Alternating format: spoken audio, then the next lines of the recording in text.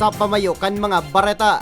Labi kang nawawarang 13 anyos na daragita sa Pili Camarines Sur na diskubre sa laog ning sako. Sospek sa krimen, arestado.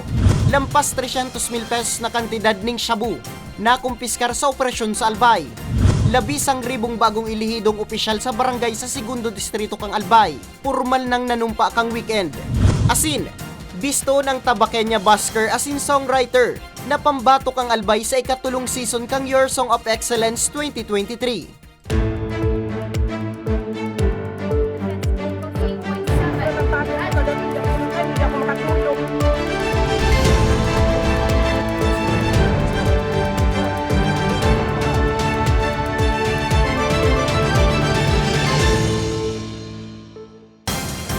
Marhay na hapon, Lunes, Nobyembre 6, taong 2023. Uni na ang mga baretang tatak Bicol.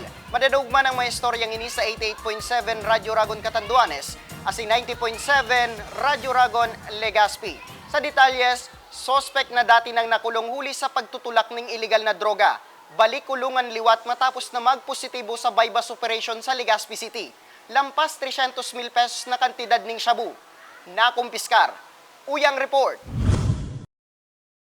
Balik kulungan ang sarong lalaki matapos na liwat na magpositibo sa pigkasar na bypass operation kan pinagsarong persa kang Legazpi City Police Station, Provincial Intelligence Unit, NBI Bicol, asin Pidey Albay, alas 8 sa Iskasubanggi sa Purok sa Iskan, Barangay Pawa, Legazpi City. Nakuha sa posisyon kan sospek, ang pigpabakal sa pusher buyer na sarong one-piece heat-sealed transparent plastic sachet na may lamaning pigtutubudang shabu na nasa 5 gramo ang gabat. Asin pigkakarkulong nasa 34,000 pesos ang standard drug price.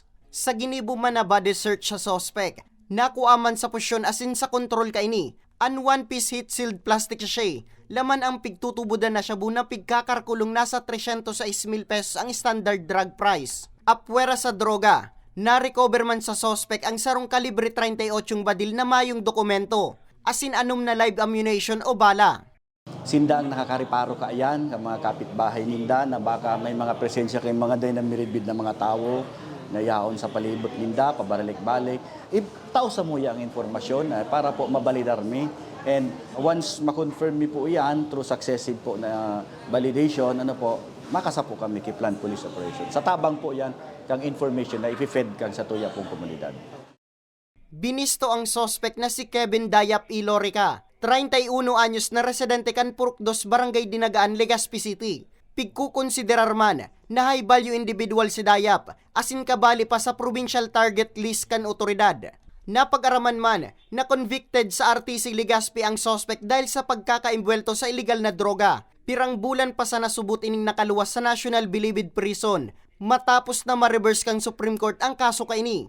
Ini po nanada ko po dati na po ini na na-arrestar na kung sa ingani po dating may na-file na din na kaso. Halagan mo niya naman po siyempre padagos po ang Legazpi City Police Station asin ang iba man po ng mga istasyon na kung sa ingani po diyan nagbabalidar, nag-evaluar asin nag-monitor po yan kang mga presensya ta po kang mga sa tong mga personality na kung sa ingani po once validated ari po kay yung nangyari po na bypass operation nagkasa po kay Plan Police Operation na nagresulta po sa pagka-aresto po kay ning offender ta po.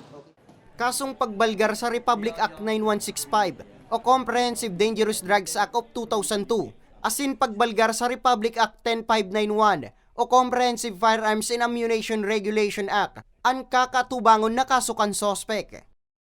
Para sa mga baretang tatak Bicol, Nomer Corporal.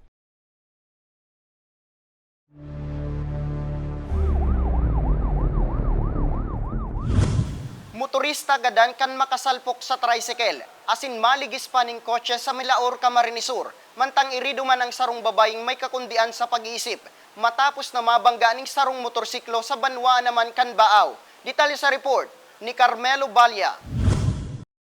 Dead on arrival ang 30 anyos na motorcycle rider matapos na maaksidente sa pigmamanehong motorsiklo sa kahalabaan kan Maharlika Highway sakop kan Barangay Flor de Lis, Milaor, Camarines Sur.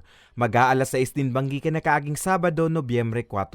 Binisto ang nagada na rider na si Arnel Villarasa kan Barangay San Gabriel sa Banwaan kan Pamplona, parehong probinsya. Sigun sa PNP, Mantang pigbabaybay ni Villarisa nasambit na dalan, bigla na sa naining suminalpok sa inutan kaining tricycle. Rason nga ni matumbay ni sa iyang motorsiklo na nagresulta naman sa pagkakabangga sa iya kan kasunudan niyang kotse na kuminitil kan sa iyang buhay. Ito po masabi kong marikas ang mga padalagang kaya po. So hindi po pwede bisa, hindi kayang so barangay progression niyo. Straight po niyo. Pwede pong marikas ang padalagan niya, pwedeng malaya po ang dalagan niya. Dai na sinangatan panin kaso ang driver matapos na maareglo ang pamilyang nabayaan kan motorista. Sa banwaan kan Baaw, iriduman ang sarong babaye na pigsasabing may kakundian sa pag-iisip. Matapos na mabudalan nin motorsiklo, alas 7 nin bangikan parehong aldaw. Sa impormasyon, nasa pulan biktima mantang nagbabalyo sa tinampo sakop kan barangay San Juan. Napag-araman man kan PNP na marikas ang padalagan kan nakabanggang sospek na pigsasabi man na menor de edad pa. Pati mas kaya rin na yan, mag-ingat po kita sa pag-drive, lalo-lalo na kan motor. Iwasan pa po na mag-drive na walang manigong lisensya. As in, safety first, tinagano pa po ang safety. Kumbaga, magmumotor kita, luway-luway lang, lalo na kung nasa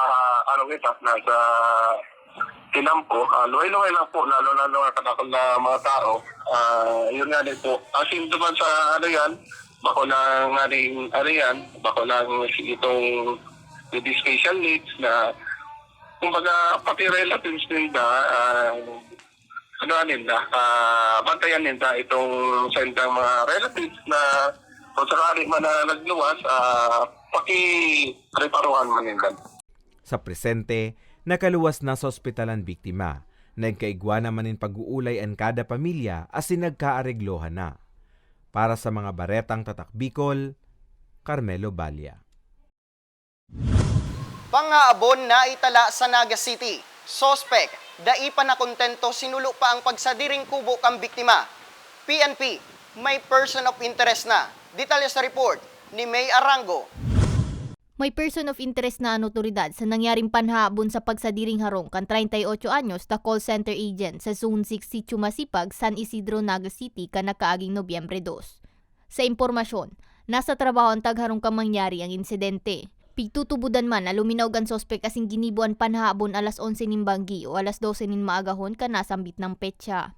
Sigun kay Police Staff Master Sergeant Tobias Bonggon, tagapagtaram ka Naga City Police Office, inot na nakaabot sa kaaramang kang biktima ang pagkakasulok ang pagsadiri kay ning kubo na nasa loob sa nakan compound. Dangan sunod na nadiskubre ang pagkakawara kan ibang kagamitan sa loob kang pagsadiring residensya. Kan paglaog niya duman mismo sa iyang pinakaharong, sa kataning lang kan nasabi ng nasilong kubo, nadiskubre niya na may naglaog ng tao na dinistrongkar na si ibabang niya mga gamit, nawawara na siya sa iyang laptop. Sa investigasyon, nagluluwas na posibleng kabisto asing kabarangay man sa nakang biktima ang kagibo. Si motibo, gari nagkaigwanin dahil pagkaintindihan, nagkulog-buot. So ito ang pinaghihiling sa ngunya. Pero dahil pa yan siyerto kung iyuman ang ganito. Kaya nagpapadagos ang investigasyon. In kaso mapatunayan, kasong arson asin robbery ang kakaatubangon na asunto kan suspetsyado. Para sa mga baretang Tatak Bicol, May Arango. Labi kang nawawarang 13 anyos na daragita, nadiskubre sa loob ng sako. Sospek, arestado. Asin, bistohon ang Tabakenya busker asin songwriter na pambatok ang albay sa ikatulong season kang Your Song of Excellence 2023. Yan asin iba pang bareta sa samuyang pagbabalik. Tucked away in the province of Albay, known for its perfectly shaped Mayon volcano, Misibis Bay Resort, a locally owned 5-hectare private island resort. The resort is ready for all those looking to balance tranquility and adventure. This tropical destination is where guests can either choose to relax under the palm trees or have an adventure under the sun. It features modern and luxurious rooms and villas, recreational facilities, and sophisticated services.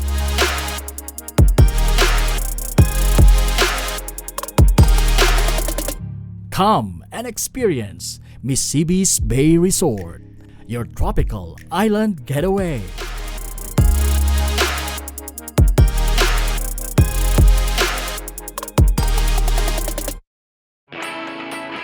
Naghahanap ka ba ng trabaho? Marunong ka bang mag-shoot ng video? Mag-edit? Magaling ka ba sa social media? Willing ka bang matuto? Graduate ng journalism o may alam na sa media? Apply na dahil naghahanap kami ng videographers para sa Camarines Norte, Sorsogon, Camarines Sur, Catanduanes at Masbate. Ipadala ang inyong resume sa actioncallcenter@gmail.com at maging pinakabagong miyembro ng aming team. Tara na! Apply na!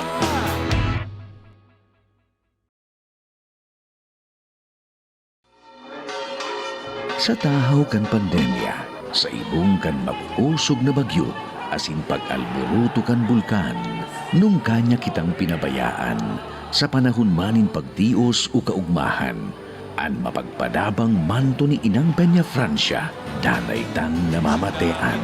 Siring man, kan sa tuyang sadiring partido sa Kongreso, an Ako Bicol Party List, katabang na kasurug pa.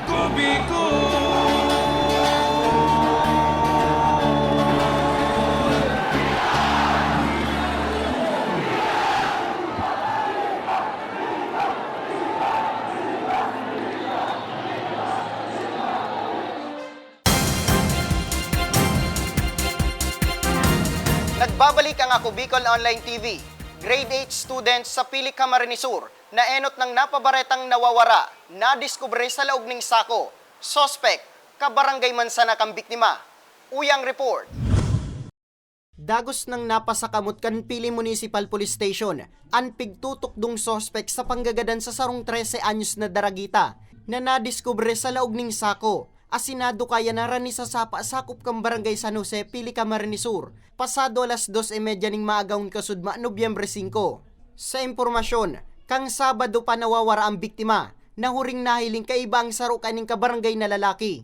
Sa hot pursuit operation, tulos man na naaresto ang sospek na nanlaban pasubot sa otoridad gamit ang sarong sadit na bolo. Bago magtanghali kahapon, alas 12 ng tanghali ay na may nakapag-inform sa atin na nandoon siya malapit sa gilid ng airport. May doon, may medyo masukal na lugar doon, medyo kabundukan. Medyo natagalan pa tayo sa pag-aresto sa kanya. Nagtambuno pa sila ng isang pulis natin. Dugang pakan hepe, inako kang sospek ang panggagadan sa paagi subot kang panunuulok sa biktima. Itinuro man maging ang lugar kung saan ginibo kang sospek ang krimen. Alagad pinahimutikan ang panlulugos sa daragita.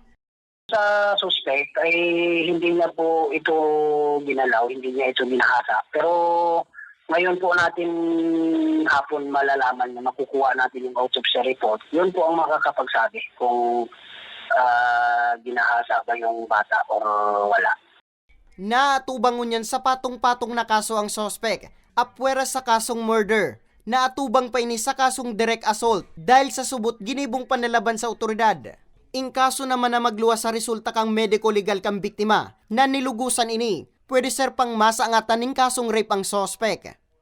Para sa mga baretang tatak Bicol, Nomer Corporal.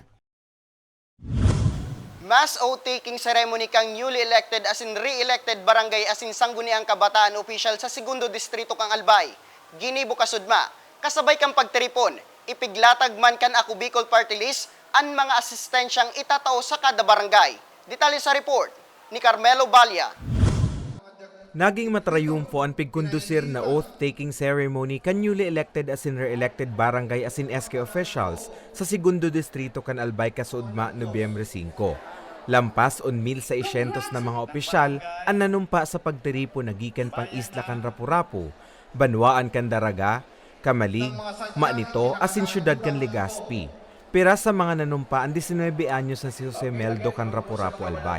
Sa mga sentiments po kang mga kabataan, jadi muya ko pong mas maramdaman pa kang kabataan na part sinda kang community, gari mas ma-empower pa sinda mas lalo.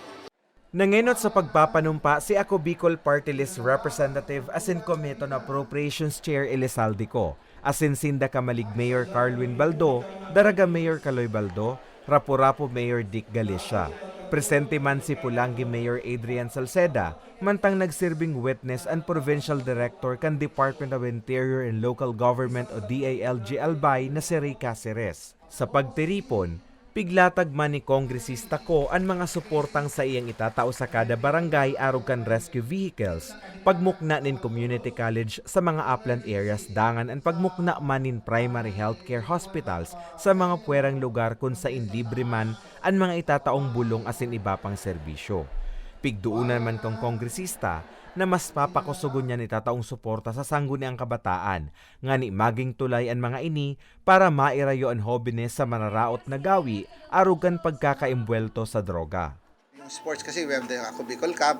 Then in fact, yung in charge natin sa sports ever since na sinasabi ko, mag-check kayo kung ano pang pwedeng support for them para yung sa ating mga kabataan hindi mapunta sa drugs or we develop sports, So anong pwedeng i-support for the sports activity?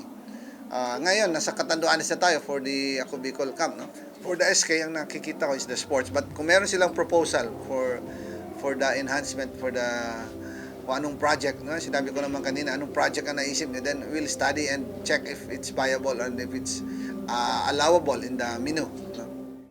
May mga pagirumduman ng opisina kan DILG Albay sa mga newly elected as in re-elected barangay as in SK officials antes na dagos na makaasumir pwesto. Ang certificate of canvass and proclamation, sarong document po yan. Pangadua po yung oath of office.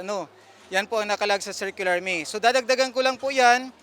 Kung pwede makapag-submit man ang mga newly elected official ng certificate or letter of assumption. Kung anong aldaw po sinda nag-assume ng office. Kasi ngunyan po bagang aldaw, Domingo. So, i-assume taba na ini ang first day ninda as barangay official.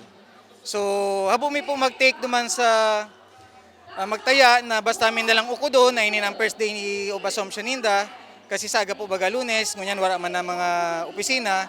So, magsurat po sinda na kay Mayor sa opisina mi sa COMELEC na nag-assume na po sinda kung anong aldaw po ang aldaw na nag-assume po sinda sa indang function po.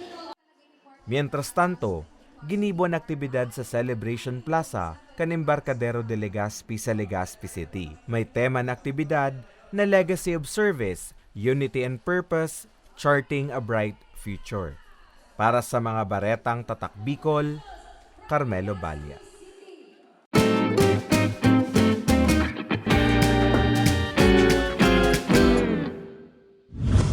Tabakenya Basker as in songwriter.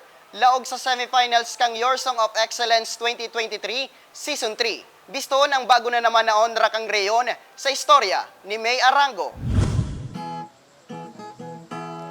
Nagsimula sa pagtingin-tingin ko sa'yo at sa di inaas. Kung talentang pag-uurulayan, talagang day mapahurian mga Bicolano, lalo kung pagabot sa karantahan.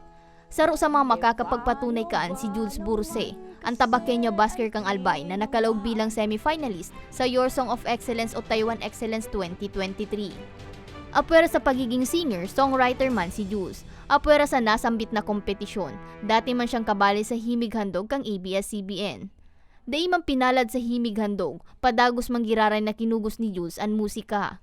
Istorya niya, aki pa may lugar na sa puso niya ang musika. Asin sa iyang kukuguson sundo sa kaya niya pa kumanta, asin magsurat ng musika. Isa yung gusto ng pamilya is we love music. So mahilig kaming makinig, mahilig kaming pumunta sa mga events na music related. So, siguro naka-add up yun doon.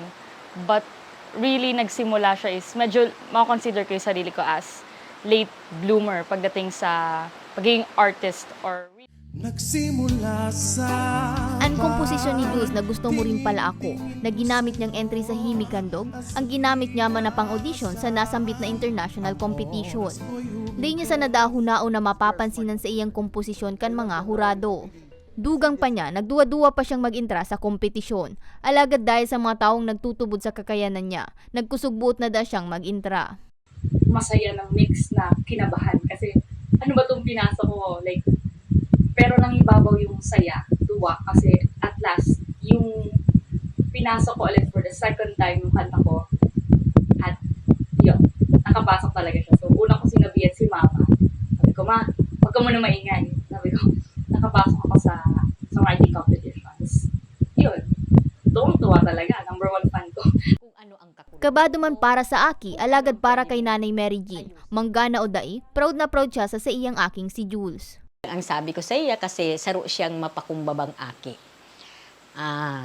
Very humble.